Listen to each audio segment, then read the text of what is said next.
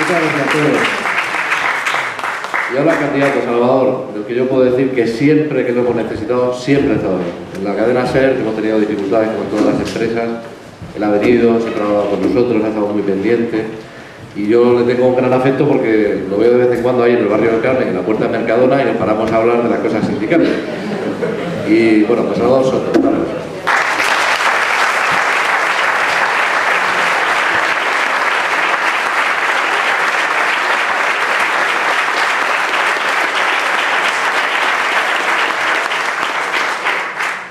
Buenas tardes a todas y a todos.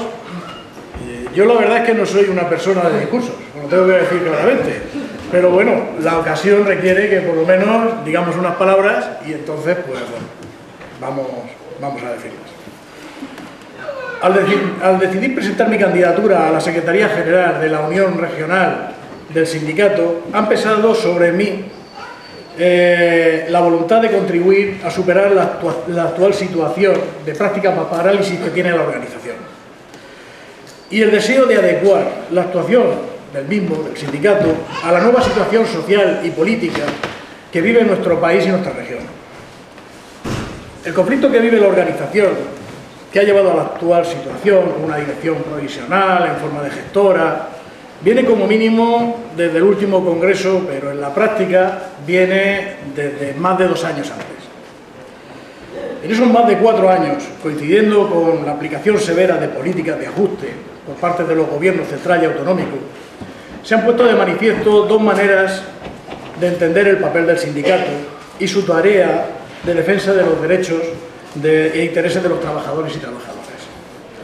En una situación de retroceso, recortes y pérdida de derechos significativamente diferente a la anterior etapa. El sindicato, me voy a repetir en muchas cosas porque soy el último en intervenir, el sindicato se construye en la empresa, con la participación directa y activa de todos los trabajadores y trabajadoras. Es en la empresa donde se materializan las conquistas, los logros y los avances. También es en la empresa donde se viven directamente y en primer lugar las insuficiencias de los derechos, las consecuencias de la pérdida contractual, los despidos, los abusos en momentos de deterioro de las relaciones laborales.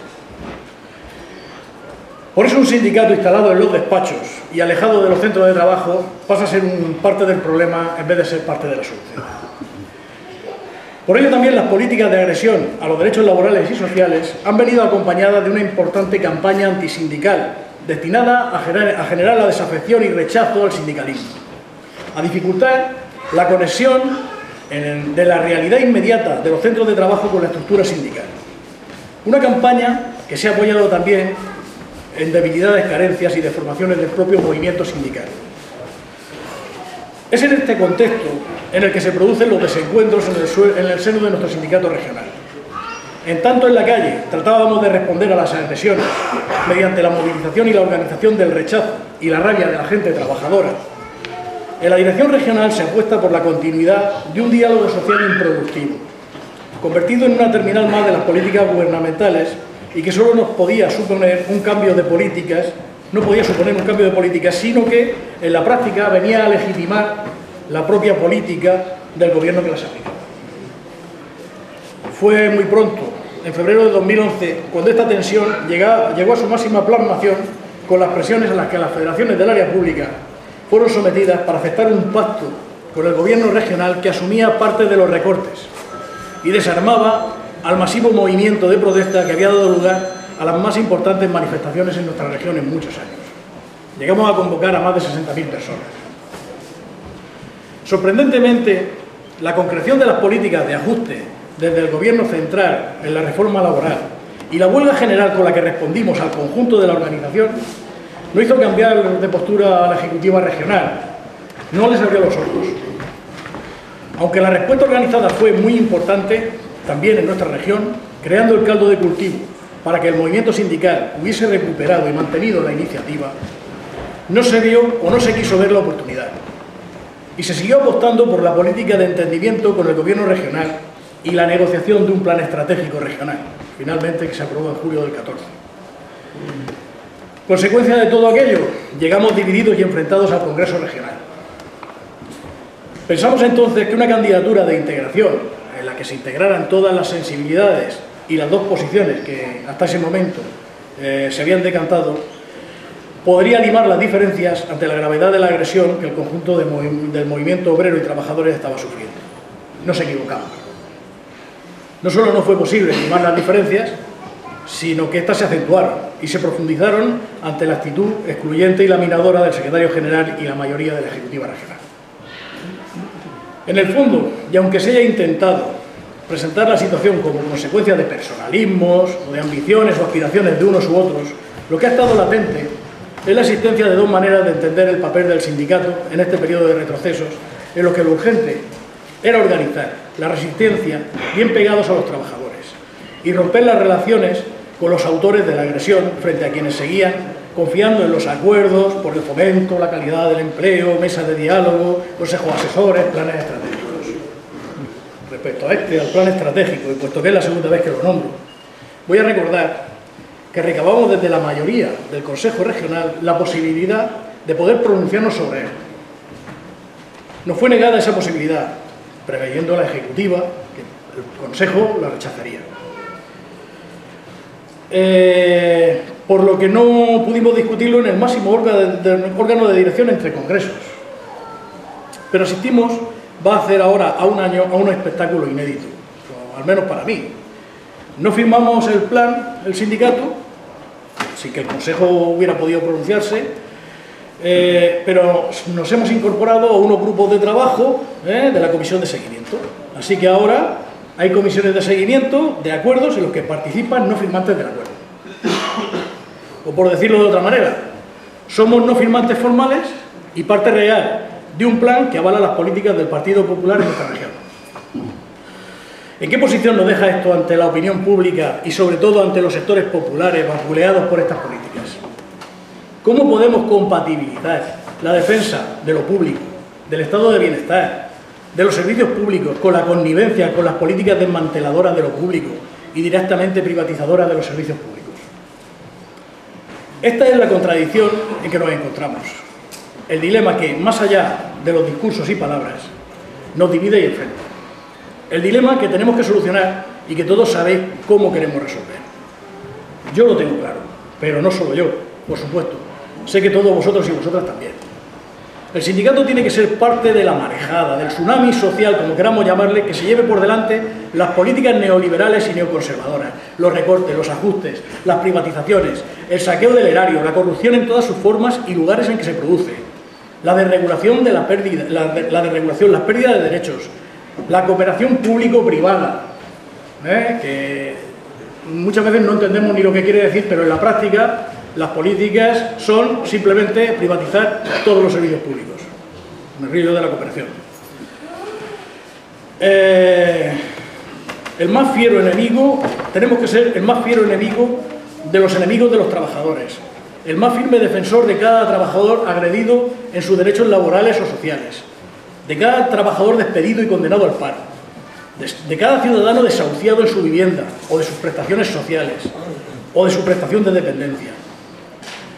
Nos va en esto el ser o no ser, porque o formamos parte de esta ola social, de ese rabo de nube obrero y popular, o seremos parte de lo viejo y caduco que será barrido por ella.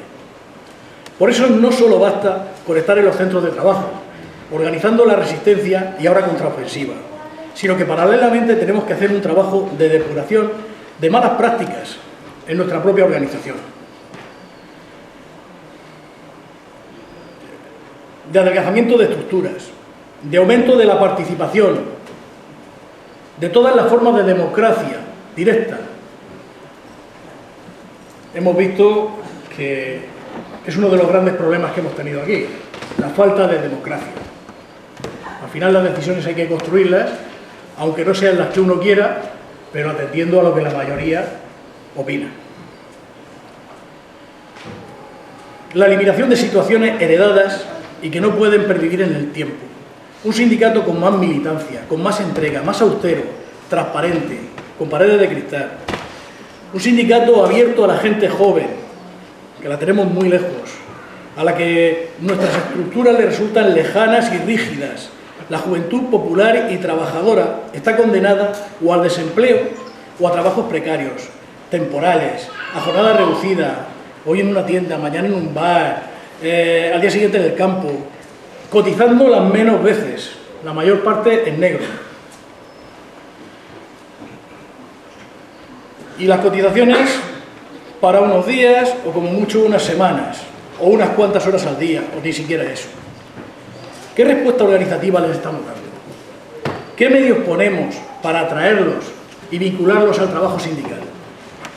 Me propongo impulsar la constitución del sindicato joven, para organizar esa juventud trabajadora marcada por la precariedad y la falta de expectativas de las que han de salir las nuevas promociones de sindicalistas que rejuvenezcan el sindicato primero y nos releven a nosotros y nosotras después. La mayoría tenemos ya bastantes años. Quiero también tender mi mano. La voy a tener permanentemente tendida a todos los compañeros y compañeras que están en este proceso en otra posición. En los tiempos duros y difíciles que vivimos, nadie sobra en el sindicato y todos y todas somos necesarios. Tenemos que discutir de muchas cosas, ponernos de acuerdo en muchas más, eliminar prácticas y costumbres que nos lastran y superar los desencuentros desde la consideración de los retos y tareas que tenemos por delante y de las dificultades por las que atraviesa la clase trabajadora.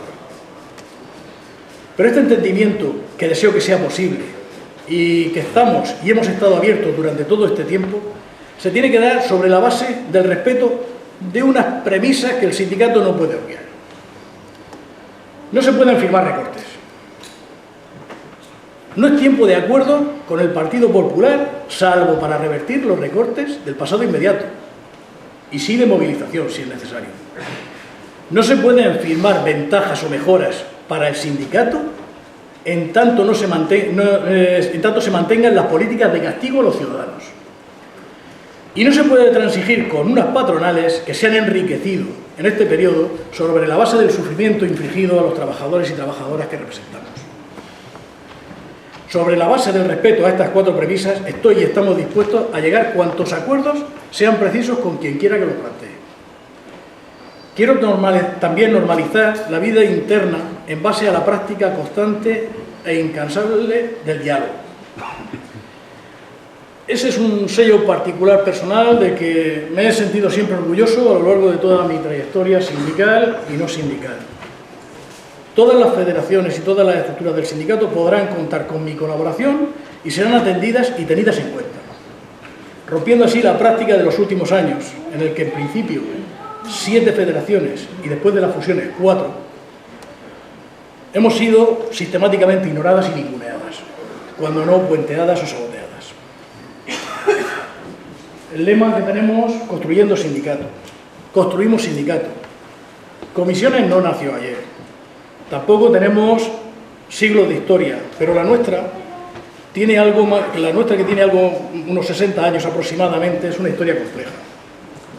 Nacimos en la clandestinidad, dentro de una dictadura, con una ambición universalista. Queríamos abarcar a toda la clase trabajadora y con las ideas muy claras. La defensa de los intereses de esta clase a la que aspirábamos a representar. En la transición ocupamos un papel importantísimo, que solo aparece en algunos libros de historia que profundizan en aquella etapa. Posteriormente se desarrolló la negociación colectiva. Aumentamos la interlocución, pasamos a ser la primera fuerza sindical del país, pero no podemos dar menos. Hacemos sindicato, tenemos que hacer sindicato día a día. Quiero, pues, convocaros a construir más y mejor sindicato, a sentiros orgullosos de ser y pertenecer a comisiones obreras, a ganar el Congreso Extraordinario para abrir una etapa nueva de regeneración interna e iniciativa externa, que ponga en movimiento al movimiento sindical que las comisiones obreras representan en el centro de la iniciativa y la transformación social en los tiempos apasionantes que nos ha tocado vivir y que desde nuestro específico espacio social queremos protagonizar de la mano de la clase trabajadora murciana. ¡Vivan las comisiones obreras! Muchas gracias.